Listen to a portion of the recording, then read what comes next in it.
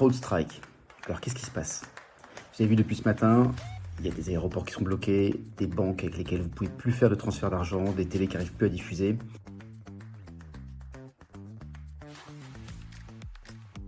Alors déjà pour rassurer tout le monde, a priori, comme l'a confirmé l'ANSSI, ce n'est pas une attaque, ce n'est pas une cyberattaque, c'est un bug.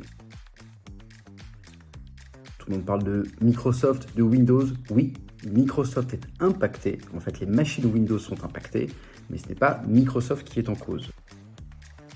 Ce qui est en cause, c'est un logiciel de la société CrowdStrike, un logiciel qui s'appelle Falcon, qui est une sorte d'antivirus de nouvelle génération, qui est déployé sur pas mal de machines, et qui a récemment, hier, fait une mise à jour critique et qui n'a pas fonctionné.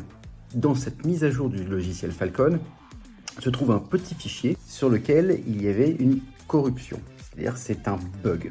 Et ce fichier provoque le fameux écran bleu de la mort, le blue screen of death des machines Windows, les fait redémarrer et les fait passer en mode recovery, en mode sans échec. Donc à partir de là, les aéroports ne fonctionnent plus, les télés ne fonctionnent plus, puisque les serveurs ne sont plus opérationnels.